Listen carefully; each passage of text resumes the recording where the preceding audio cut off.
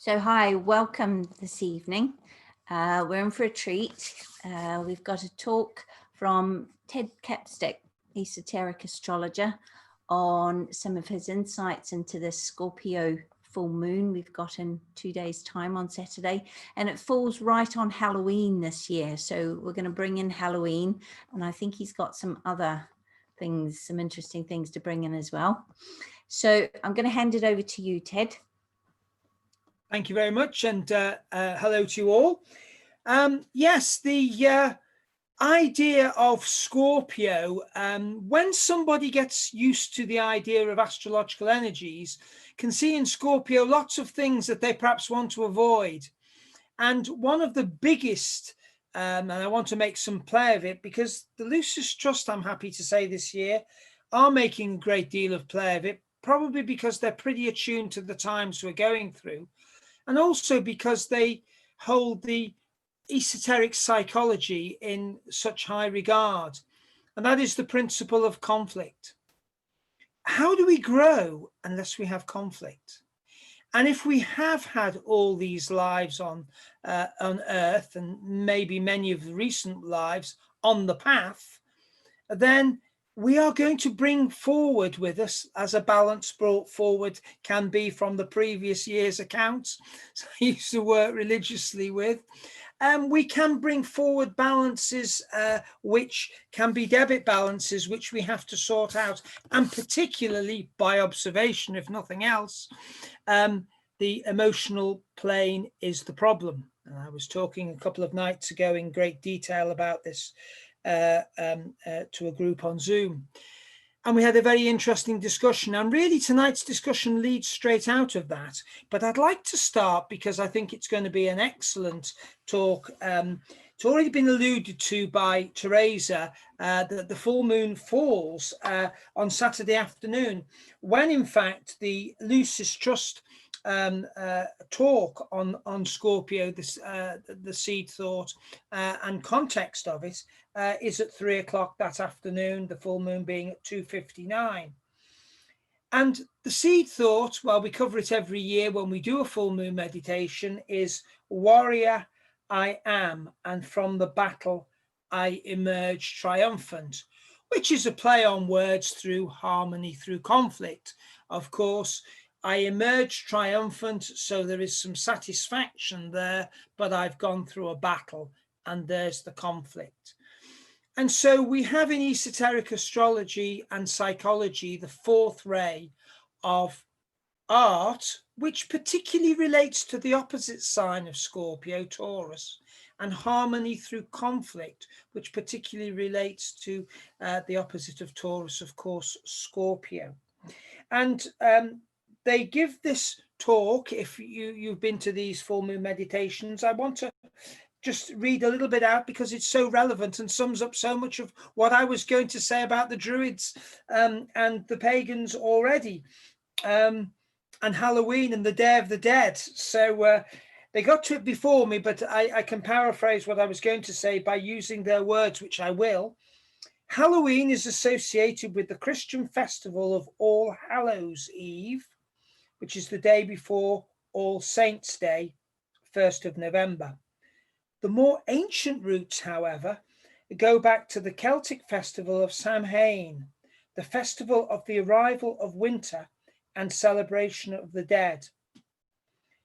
In addition, according to Irish mythology, this was a time when the doorways to the other world opened, allowing supernatural beings and souls of the dead to come into our world.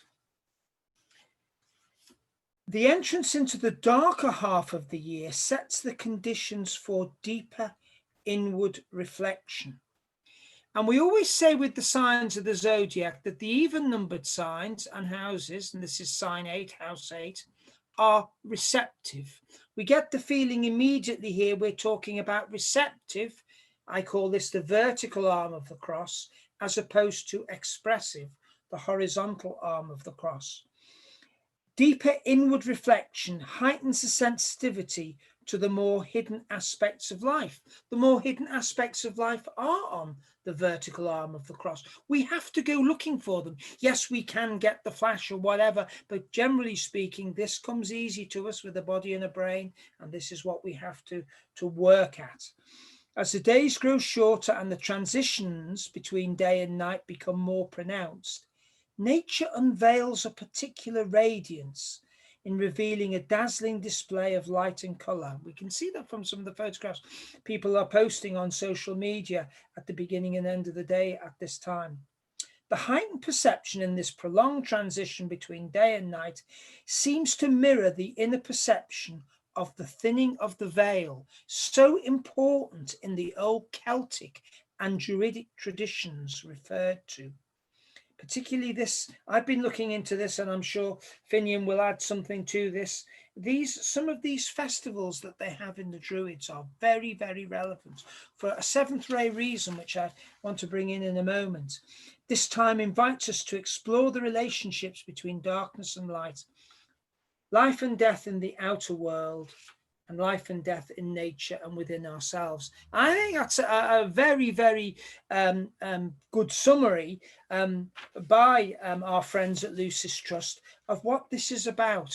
And it is scary to the uninformed, but as we, through effort, try and inform ourselves, and as we reap the fruits of past lives, and maybe working in this area more easily, we start to feel more comfortable with the sign of Scorpio, in that we're going to have to go through it anyway. So let's not put up too much resistance. Let's go through it. Let's gain the fruits of it. And you know, let's be a little bit excited. You see, the children who, when they can do trick and treat, or Bob Apple Night, as it was called when I was a youngster, the excitement of that kind of camaraderie. And certainly with this idea of the Day of the Dead, in Mexico, they set aside, this is in current date, the 1st and the 2nd of November, to celebrate what the Druids were talking about, not in the age of Pisces, in the age of Aries, the age before it. And each age is qualified by the energy of the particular ray. And so the age of Pisces, we had the ray of devotion, bringing in all the interest with the religions, and particularly the Christian religion. But before that, in the age of Aries, the 7th ray was very, very strong. Aries channels about 45%. The 7th ray of ceremonial order and magic. And by magic, we mean the magic of Merlin, sure. We mean the magic of spiritualizing matter, linking from the highest ray 1 to the so-called, although they're all divine, ray 7, and bringing that spirit down right the way through into the mineral kingdom, through the animal and vegetable kingdom. And we look at what the Druids did, and it was a celebration of this 7th ray phenomenon, which not incidentally, which happens to be one of the leading energies in the age of Aquarius. And it doesn't surprise me that a lot of younger people are now starting to look towards some kind of pagan following and ideal. And these ones that have existed before are having their cycle again, as everything runs in cycles. And so I think it is particularly good of this second ray organization to bring in this idea of the Druids, and by implication of the 7th ray, which, as Leonardo da Vinci's rays and life shows, when combined with the 4th ray, which we've started to talk about, can bring the most creative of work on this earth. We know from the work, even if we're not great fans of sculpture and painting and drawing and science and everything that da Vinci was involved in, that he was a pioneer and he was a human above most of the human capabilities. And there are views that he came in from one planet and went off to the Lodge of Masters on Sirius straight after his one incarnation here.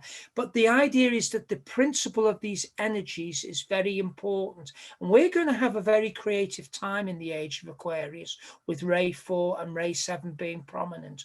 Once we have gone through the principle of conflict, and I just wanted to note, because you reminded me this morning, Teresa, when we had a brief chat, that there is in fact something, maybe a couple of conferences, Zoom conferences, that people, to understand Scorpio, to understand this full moon much better than I can put over, to maybe come into these talks. And one of the talks is called The Spiritual Dynamics of Crisis on the Path to Global Cooperation. Looks absolutely fascinating, because we've got here people, doctors, professors, who are able to take the ancient wisdom and marry it with contemporary issues. This is what people want. This is what people want to understand, I'm quite sure. And that one is on the 24th of November. And there's also mention made as well to something on the 14th of November as well, the principle of conflict. So having got that idea of the principle of conflict in our minds, we can see it happening in our life, obviously. And when we talk about the idea of harmony through conflict, there's a plateau of harmony, there's a crisis, there's another plateau of harmony, there's a crisis, and we know that these crises can come into our lives unbidden, and they can go out very quickly. But when they exist, they are intense, they are emotional, they are stressful, and they really do test us. And this is the idea of Scorpio, to test and try. Because how can we accept higher energies if we haven't got the vehicles to accept those higher energies? And so it brings in this idea of the tests and trials of Scorpio and the 7 labors of Hercules. Whenever we think about these Hercules and the myths, I've worked through them astrologically and with people who wanted to know what their particular labor was. And I've mentioned them on some of the full moons as well. Well, the ones I understand I've mentioned, the other ones I've left alone. They're not always that easy to understand, I'm sure, if you looked at them. One of the ones that's more easy to understand, so I will mention it tonight, is the full moon of Scorpio and the 8th labor, the 8th sign, 8th house, the 8th labor, which is the slaying of the Hydra, which has 9 heads. Now, the Master Dwarj Kul, through overshadowing Alice Bailey, has told us that those 9 heads are tests, 3 each for the personality planes, 3 for the physical plane, 3 for the emotional plane, and 3 for the mental plane. And I should just pause to mention here that in the teaching on discipleship that's given out through the Alice Bailey School, it is taught that only when we consciously say we want to tread the spiritual path, our actions and our efforts are towards a greater understanding, will we start to tread the path of discipleship, which is when we will be required to face the dweller on the threshold. Average humanity is not required to face it. Doesn't mean they won't get their conflicts, but we're talking about dealing with negative emotional energy and ridding ourselves and our consciousnesses of it for all time. So this is a major situation. When I speak about these 9 heads, it needs to be, not everybody has to face these in this life, but we certainly do. And I've always found, when I've talked about this, and talked to Gary Kitchell, who's the greatest expert that I know personally on mythology. We've always had interesting discussions about how people do relate to it and respond to it. Now, there are said to be these 9, and on the physical plane, and I need to explain after giving you each head, the 3 heads are said to be sex, money, and comfort. And as the Buddha said, certainly about money, there is nothing wrong with having money, and obviously using it needs to go round. But it's the love of money or the cleavage to money that we have to be aware of. And with these physical plane issues, it seems to me that we can be at a very spiritual point on the path and be experiencing these particular energies, as long as we are relatively indifferent to them. And that means that if they're taken away from us, they don't cause, yes, we'd have to adjust maybe, particularly in this case of money, but we don't lose our focus on the spiritual path, because they're relating to the physical plane, and these tests are there to see how cleavaged we are to the things of the physical plane. So we can assess ourselves on this. On the emotional plane, the three heads are given as fear, which I heard you talking about before, hatred, and personal ambition. You know, one of the most often quoted things of Madame Blavatsky is kill out ambition, but live like one ambitious. And people say, what is she doing? She was saying, as I understand it, kill out personal ambition, but be ambitious impersonally for mankind, and work with great ambition on the impersonal level. And finally, and we may want to have some questions about these afterwards, on the mental level, reasonably straightforward, but more subtle again than even the astral ones. Pride, cruelty, and separativeness. And it's very easy, I found, to be, and I've had to work at this one more than anything, separativeness. Because we can get to a stage in our own evolution and we know who the people that we get on with, etc. And we know, and about a year ago, and it was quite an experience for me. I was feeling quite elated. I think I'd done some workshops, and I woke up in bed at night, and there was this very spiritual energy saying, and what about the poor and those that are suffer and have got no homes? Where are your thoughts for those people? And it disappeared. And I thought, and I was told later on and that wasn't my own soul, by my own higher self, just don't be so parochial with your friends. Your birds of a feather that you flock together with is fine. But what about that world out there? And maybe that's a hint for me for my future work to do, because yes, it is nice and comfortable to go to comfortable. There we are. There's one of the heads on the physical plane, mentally comfortable to go and live with. And so, we can't separate off. I've been brought up in the tradition of karma, and it's too easy to say, oh, it's their karma. Let the third world get on with it. It's too and I've said it. It's too easy to say that. We've got to start thinking and meditating and using our minds. If we can't use our bodies, we can use our minds, as Teresa encourages us to do, in thinking wider and wider. And so the separativeness for me has been something that I have needed to work on, particularly. I think with not that you're interested, particularly with the physical ones, I can understand reasonably well. And I think I've often visualized myself without a physical body. I've moved out consciously out of my physical body, and I don't really believe that my consciousness depends on my physical body, other than for the service work that I'm doing here. So I don't really find those to be particularly problematical. I think everybody struggles with the middle tier, the astral tier, because that's where a lot of the polarization of consciousness is about. And we can make some big U-turns in this life if we do that. And so the idea that we've got to work at certain ones gives us kind of a blueprint, because we know that maybe with cruelty, we haven't got too much of a problem. And if we see somebody doing something like even a cat running after a bird with an intention to catch it, we'll probably intervene, because we don't want to see. Nature can be and was red in tooth and claw.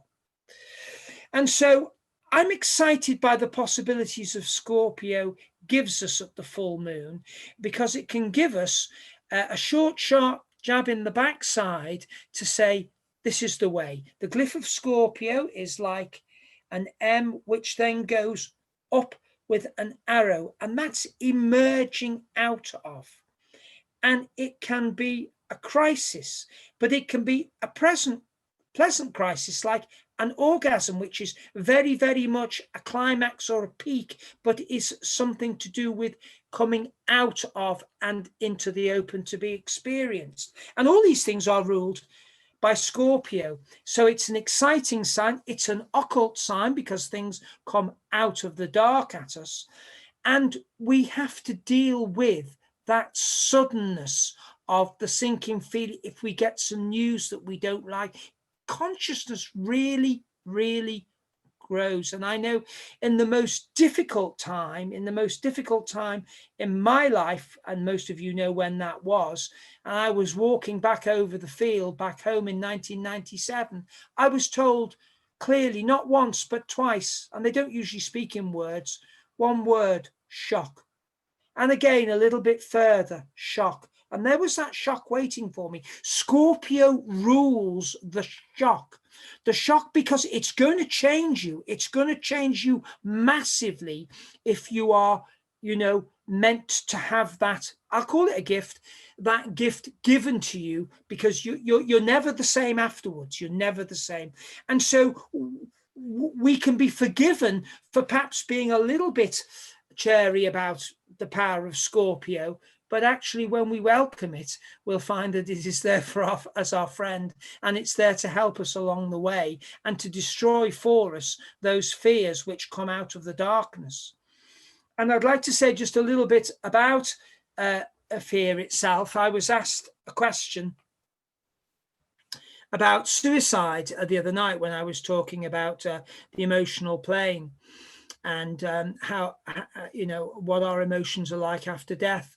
And it was an interesting question, and demanded a relatively deep answer, because I have been in situations where my mentor, Dr. Spaker, asked me to speak to a couple of people about their charts who he had gleaned on the inner levels were about to take their own lives.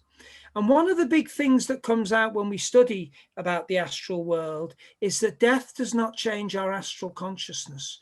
Where our astral consciousness is when we pass is the position that we will find our consciousness free of the body, not connected to the brain any longer, not manifesting in the physical body. Where does the consciousness go? It goes into the astral world in our astral vehicle. But that astral vehicle finds its level at whatever vibration we are at.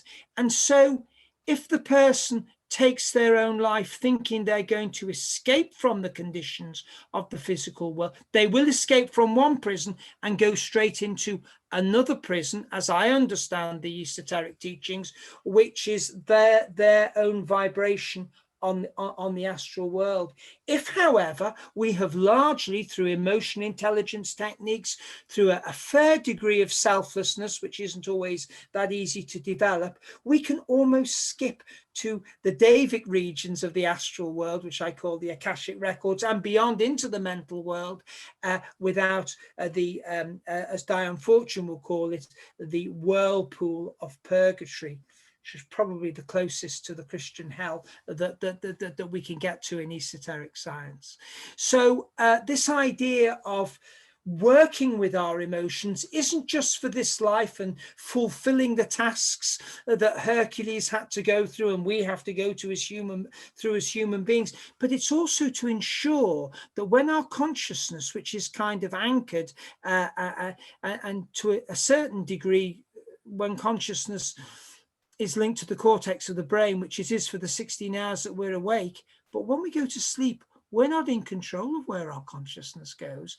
And we can go to some pretty grim places, as I'm sure we all know. And we can wake up and think, thank God I'm safe again now. But actually, we're only safe because we're back in the physical body.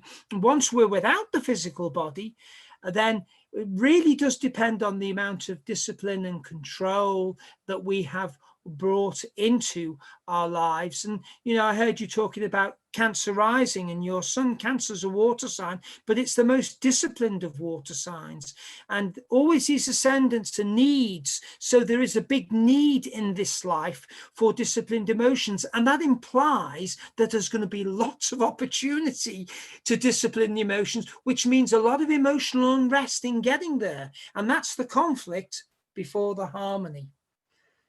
But it's the same for all of us. And so, you know, I think in concluding about the Scorpio full moon, we should take the scratches and the abrasions that we get from it, but actually realize that our immortality lies in transcending a lot of what Scorpio stands for in the physical and the emotional worlds, because in the higher worlds it stands for transformation, and that transformation is that phoenix, that beautiful image of that phoenix rising from the ashes. And it doesn't look back at the ashes and say, I could have done this, I might have been that. It says, I'm away from this, and it flies on at the appointed time.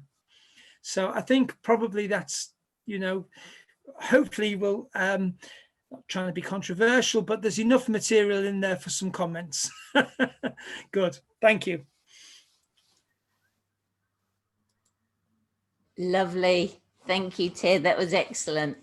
And yes, I think the saying that we're only ever sent what we can deal with is something to take heart there. But yes, warrior am I, and from the battle I emerged triumphant. Right, let us now go into the time of where we come together in meditation.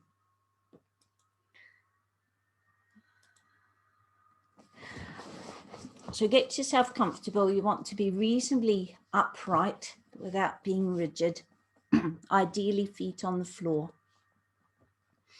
So just let everything that Ted has been talking about go for now. And I want you to come into the space of your heart, and we're going to come together as a group. And we do that by repeating this affirmation of love. So silently or out loud, repeat with me, if you will.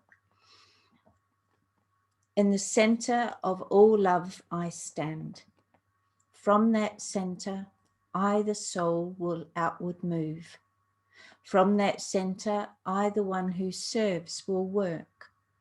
May the love of the divine self be shed abroad in my heart, through my group, and throughout the world.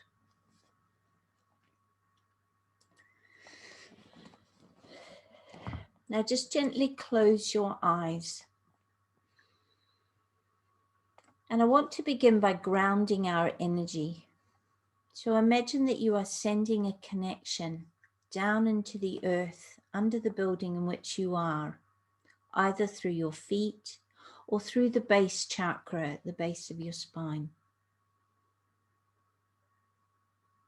So that we come into alignment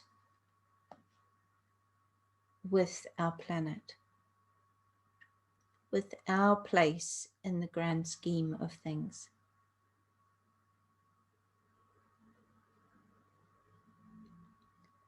Now I want to bring your conscious awareness into this moment in time.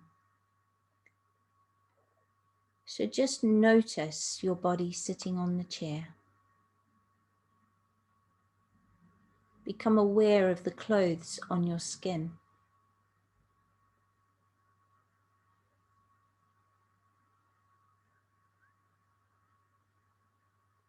And now take that awareness to your sense of hearing and just allow sounds to come in.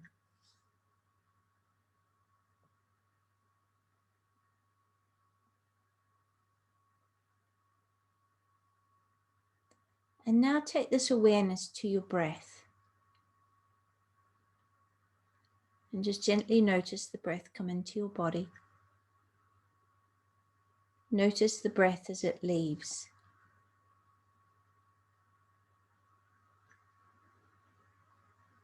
And just let each breath be a little deeper, letting your breathing slow down.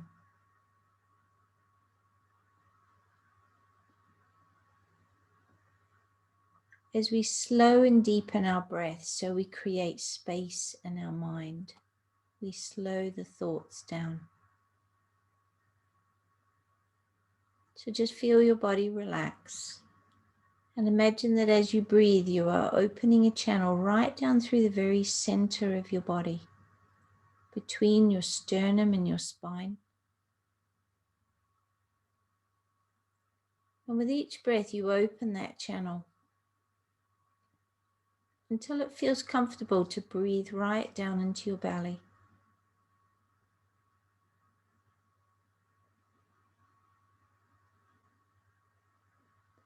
Keeping a gentle focus on the breath, allow your awareness to go inward.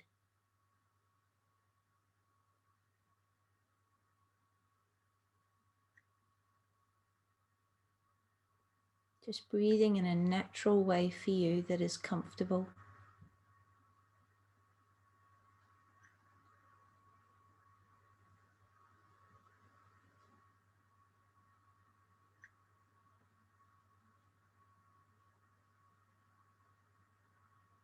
And just keeping the focus on the breath. If your mind becomes distracted by thoughts, by physical feelings, or by sounds, as soon as you realize, just come back to the breath.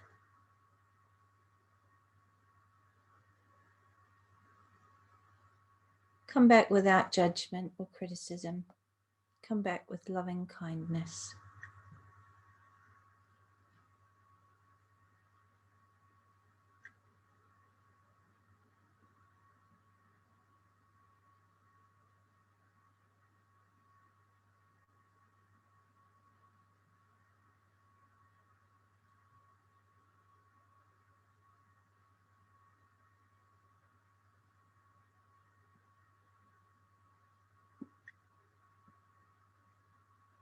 And just let the breath take you down deep into a quiet place within you.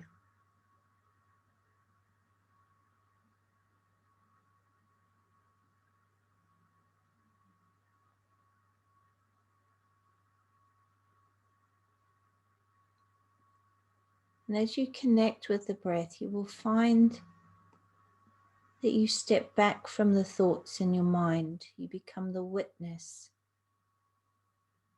Thoughts will still come into your mind, pass through and pass out of your mind, and you simply observe them.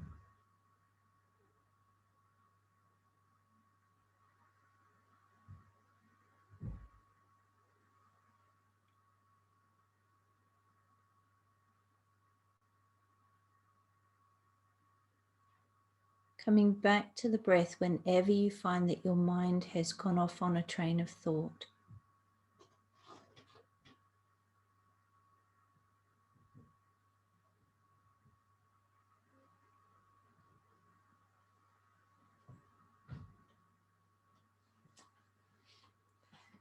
And now I invite you to take your focus to the very center of your chest.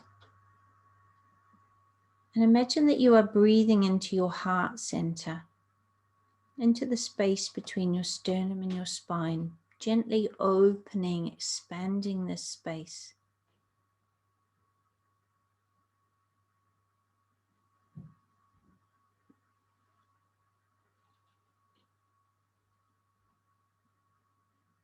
Allowing a very natural and beautiful opening, as gentle as a bud of a flower opens into full bloom.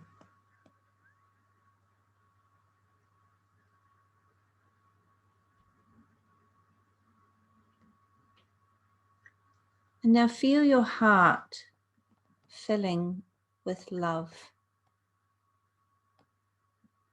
And we open the heart when we bring the quality of gratitude into our awareness. So in your heart, allow a feeling of gratitude to grow.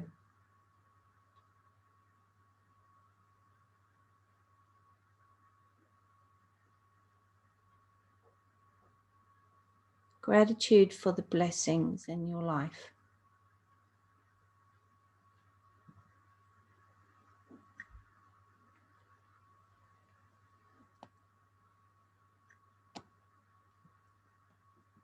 And as we open the heart, so we open the door to a connection with our soul, our higher self.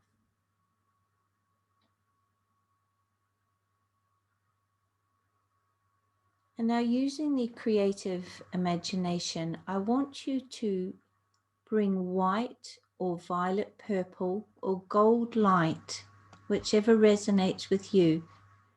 Envisage it coming down through the crown of your head and down through the major energy centers or chakras in your body, vertically associated with the spine.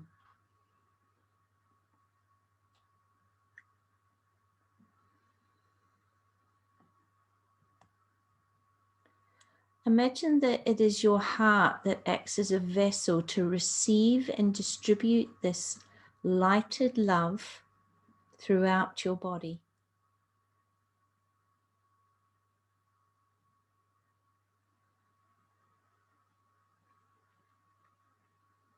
So your whole physical body is filling with this purifying, cleansing, healing light.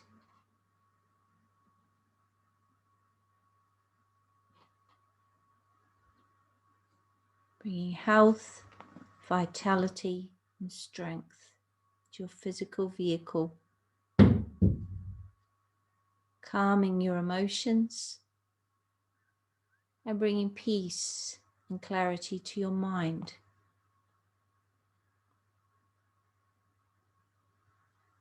So as your physical body fills with this lighted love, allow it to flow out now into the energy field or the aura, the etheric body that surrounds your physical body.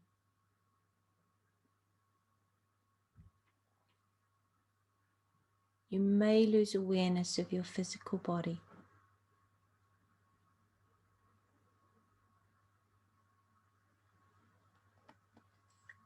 Now allow this lighted love to radiate out, to fill your home.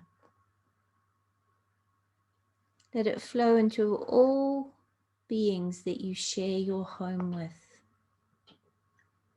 All living consciousness.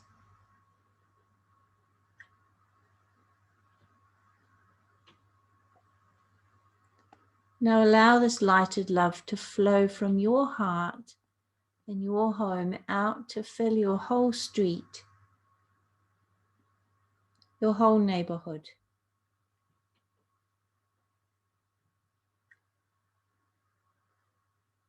Touching the hearts and minds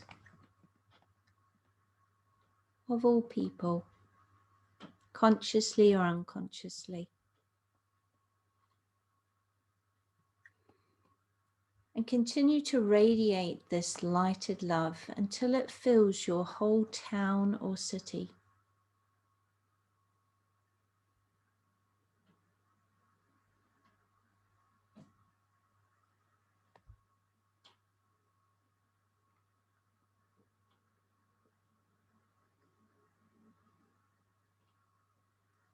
Now imagine that it joins with the energy from everyone involved in this group meditation, whether live or through the recording. And together we fill this whole nation with lighted love.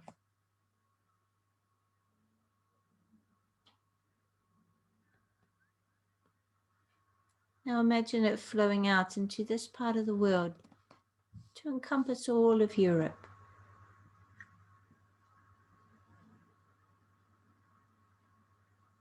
It continues to flow until it fills the whole northern hemisphere of our beautiful planet. And continues to radiate out until the whole southern hemisphere is filled as well.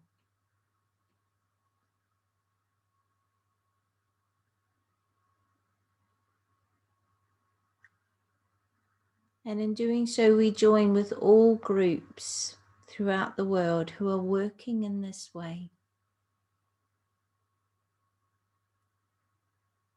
And together we fill the whole of this planet with these powerful transforming energies.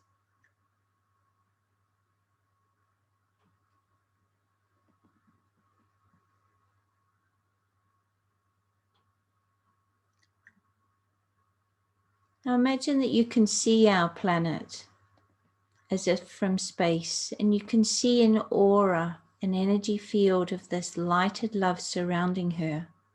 And then see it flowing down into all living beings.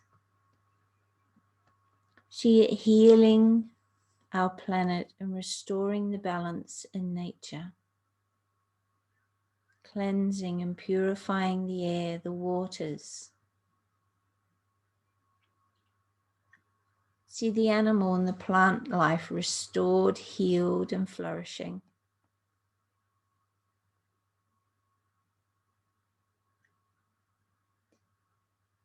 See the light touch the hearts and minds of all of humankind.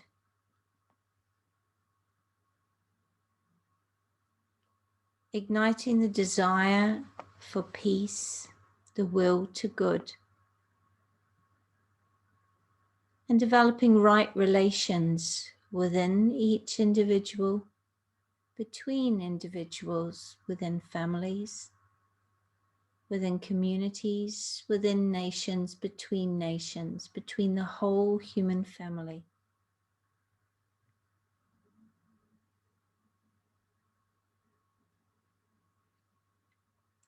Lifting our awareness and the collective consciousness of all so that we can learn to live with peace, to find harmony through conflict. Visualize these energies unifying and eliminating all divisions within humanity, healing and transforming human consciousness, and establishing right human relations.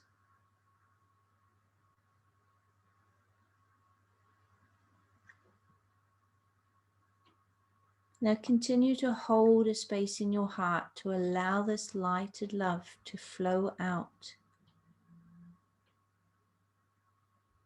Joining your group brothers and sisters together.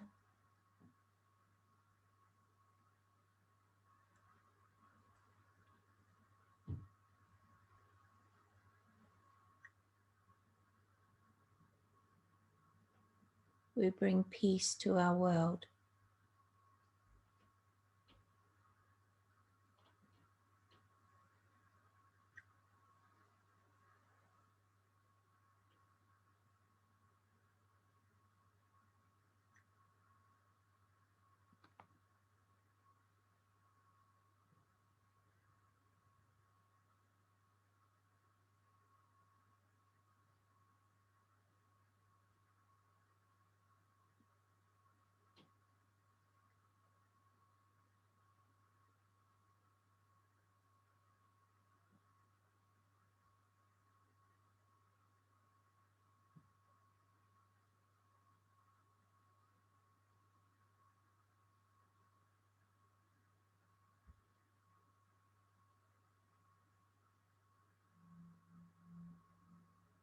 See all fear dissolved. See all people lifting up into the vibration of love.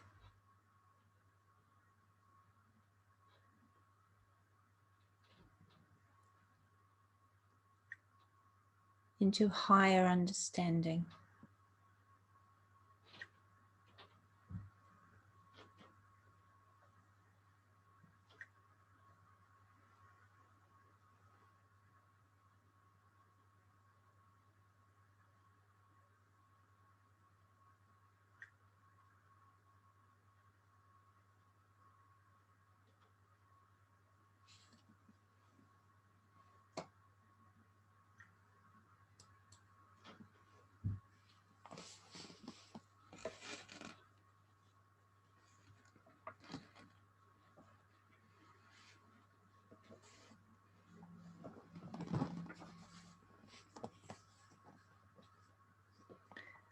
And now I invite you to come together and we'll repeat the world prayer, the great invocation.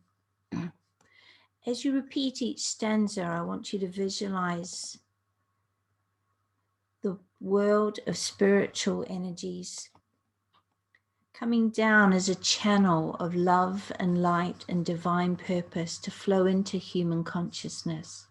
So we'll pause between each stanza so we can visualize the words as they play out.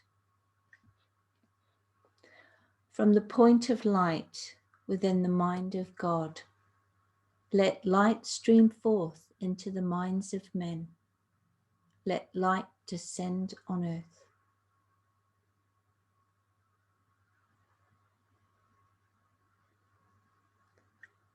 From the point of love within the heart of God, let love stream forth into the hearts of men. May Christ return to earth.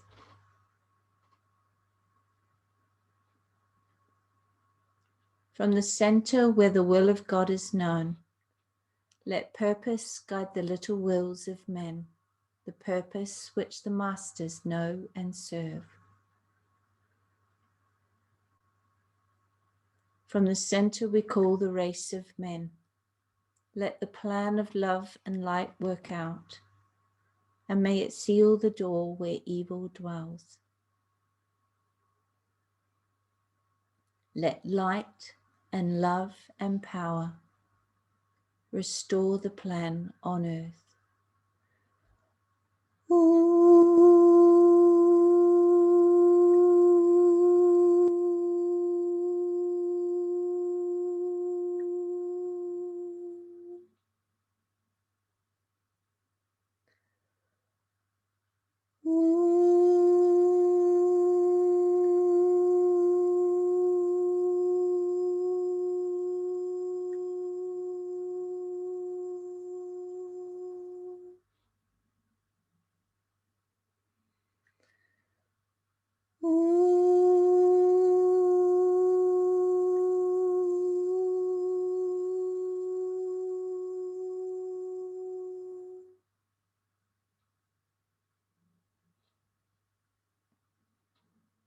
And now gently draw your energy back into your own energy field. Take a nice deep breath in and just come back into an awareness of your physical body. Slowly moving, opening your eyes when you're ready. Namaste.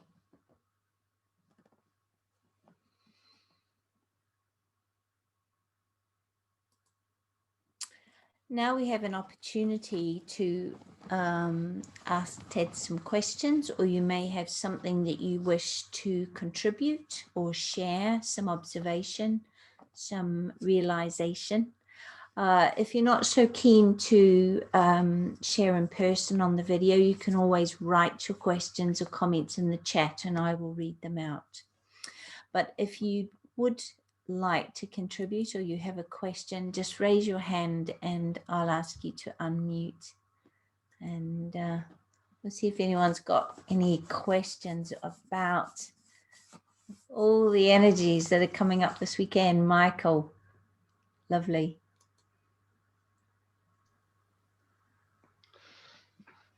Thank you for your talk, Ted.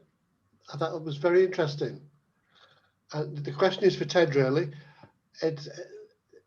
Do you think, given the transformative nature of the Scorpio energies, there's kind of a correlation timing-wise with, say, the presidential elections, given that there could be an element of shock, an element of stark change? Yes, interesting question.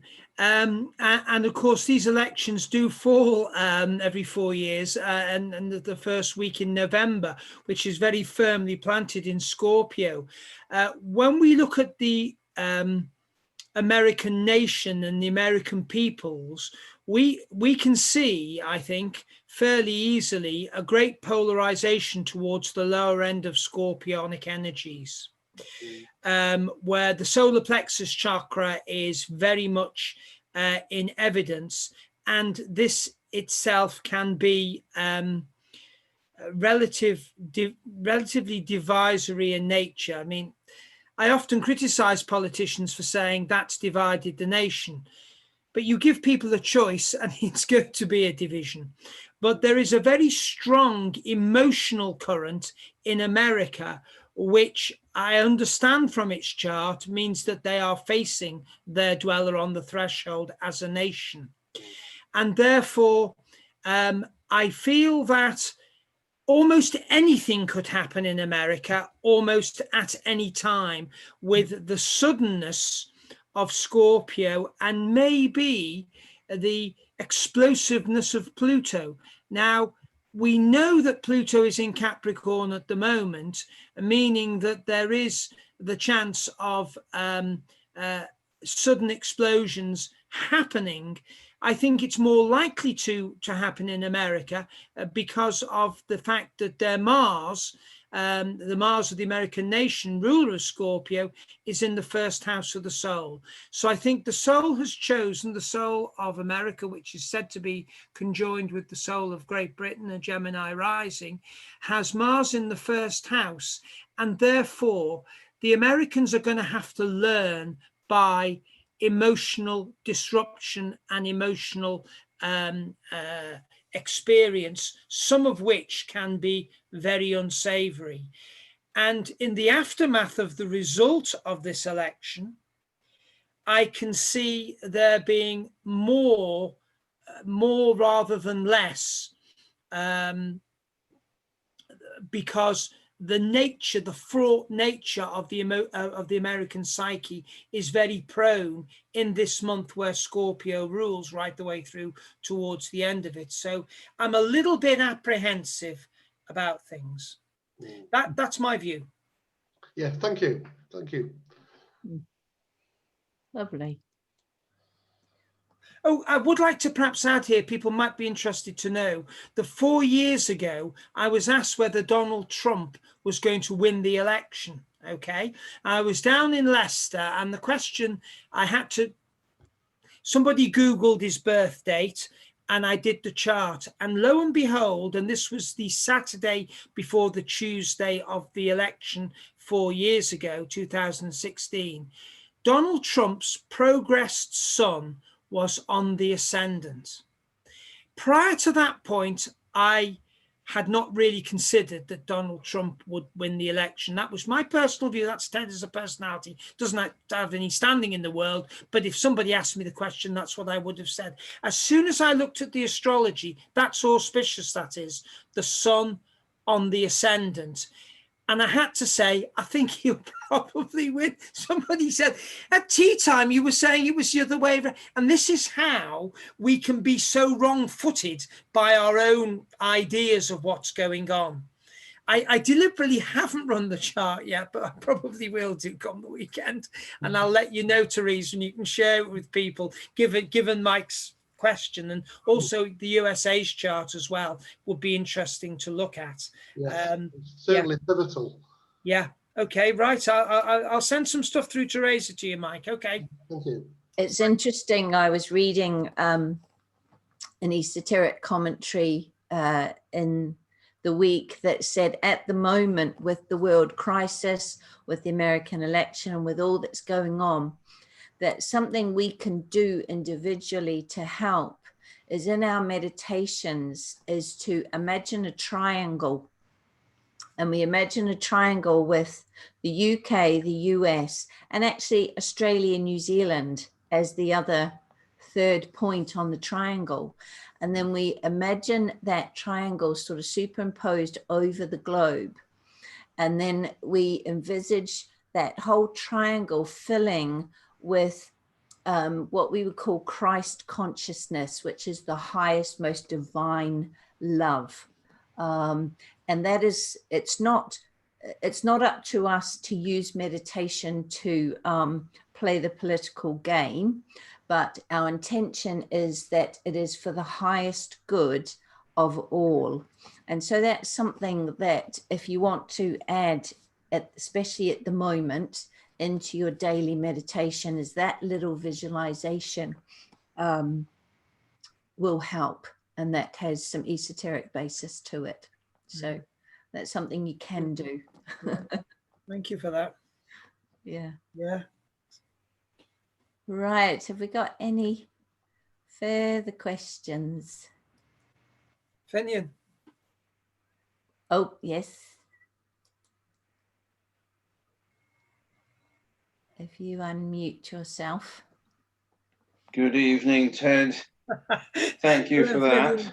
Yeah. I'm not going to mention Leicester or politics, because I was there. But I want to go back to something you alluded to at the end of what you were saying about Scorpio.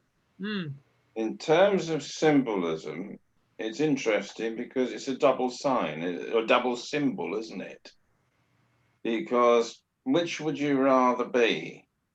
A creeping Scorpion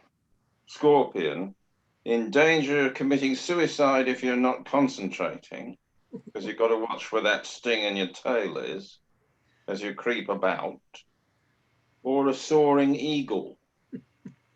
Because in biblical esotericism, the sign, the fixed sign that relates to Scorpio is not a scorpion, but an eagle. Yes. It occurs in several places. What you alluded to, Manly Palmer Hall said that Yes. it was probably a phoenix because he hasn't met many crested eagles. And traditionally, it was shown as having a crest. Yeah. But it's normally taken as symbolically as being an eagle. Yeah. And you get it in the book of Ezekiel and also in the book of Revelation. Right. The interesting thing is it's what they call one of the four holy creatures, which have the right to be closest to God, which I think is interesting. And the other thing that's worth remembering is that only one of those four holy creatures is human. Because the man is the sign for Aquarius, fine, not a problem. But the bull, the lion, and the eagle are the four holy creatures, also known as the cherubic or fixed signs, which are quite important. And I also think it's interesting at this season, you've got All Saints' Day, All Hallows' Day, Halloween, and what have you. The origin of that is quite late. It was when the Pantheon in Rome was rededicated as a Christian church by Pope Gregory in the 9th century to celebrate the fact that all the pagans had been conquered in Western Europe. And but it again is very Scorpio in its intention, because in that period and up until the Reformation, you had a 3-deck heaven with the church triumphant in heaven, church in purgatory in the middle, which is what you alluded to today. Unfortunately, she picked up that old medieval idea. And then the rest of us who were militant, fighting against evil and all the rest of it down here. But the symbolism for All Saints is this elevation for the ones who made it. It's the same as the arrow on the Scorpio signal. I'm shot up. I've got there. And he did. He tied it into the traditional symbolism of death at this time of the year. I mean, the other one that's fascinating is the whole business of remembrance and the First World War and all the rest of it. That's very, very Scorpio. And it all comes in the same season. Yeah. Yeah. And it does tie in, as you said, with Halloween and all the Druids and the ancient beliefs for the onset of the dark season. Just one interesting thing in closing, I can't remember when it is, I meant to look it up. Our friends in the Greek Orthodox Church don't celebrate All Saints on the same day. It's sometime in the late winter, early spring from memory, but I need to look that up. They have a different calendar of which saint goes where, apart from the big ones, which they obviously would agree with. But I was just reflecting while you were talking. I never really made the fit between the fourth ray, harmony through conflict, and the sign of Scorpio before. Just me not being really up on the rays. But it does, it's a perfect fit, isn't it? It is, yeah. In fact, thank you for that contribution. I'd just like to add to what you were saying at the beginning about those four creatures. And as you were talking, the ray elements came to my head. The bull being Taurus is rich in first ray, father aspect. The Lion Leo is also rich in first ray. And Scorpio has some first ray in it. We can feel the power, the first ray, the power of the bird of prey, the eagle. But humanity is rich in the second ray, which is the Son and the Jesus Christ. And I think there's a lovely blend of, talk about being closest to God, those four. The closest to God you are with, in my understanding, the first ray and the second ray. And yet all of those creatures, in terms of their esoteric psychological makeup, reflect that as well. Yeah. Yeah. And yeah, there's the great mystery there as well. Mysteries in Christianity are technically spiritual realities that are with our little minds we can't comprehend. Yeah. And that's the union of the Father and the Son, because that's what you're talking about there, isn't it? Yes, it is. The fact that they are in fact one, but we don't know how, and we don't know how it works. No. That certainly comes in there as well. I hadn't thought of that, but yes. Yeah. And also the the symbolic, the eagle is always symbolic of the soul set free. But also in Hercules' trials, my understanding is he's trying to slay the heads of the Hydra using physical might with a sword. And every time he slays a head, another one and more grows back. And it's not till the moment that he surrenders his sword and steps into the light and opens to that light, that the light just dissolves the Hydra. And that Scorpio is like the battle. We're battling. Until that moment, we surrender the battle and we surrender to that which is higher. Let that light come through. And that is the liberation. That is the eagle. That is the soul. The soul soars back to spirit, and we are lifted. Warrior, am I triumphant? And it's the hero's journey. It's the harmony. I'm so glad that you've mentioned that, because it is so relevant and something that I've often had pointed out to me. And I think that myth and the bit of the myth that you've just mentioned brings out beautifully, is that the Hydra is living in the depths and the darkness of Scorpio. And in bringing it to light, Hercules is asked to use his mind. And what I've been told is, remember always, the mind is the mediator. It can turn to darkness or it can turn to light, and you must orientated. And as you say, he couldn't do it on the physical level. It wasn't working. But as soon as he thought about it, I'll drag this Hydra up from the dark, he got it. And that's why our minds are the most valuable thing that we have in enriching our consciousness, because we can go the other way. We can go towards material and consumerism with our minds if we so wish. But if we turn it to this light and enlighten and keep doing it and entangle with the light, then that is evolution, and that is the way to overcome the problem. So I think that's a really good observation. And it's also the light of understanding, because you could think of the dweller or of the Hydra is being enmeshed in the unconscious, and all of the aspects of us that need healing,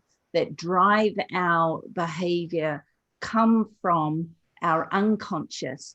And so when we open to the light and bring that unconscious into the light of conscious day, that's like bringing the depths, the Hydra, up into the light.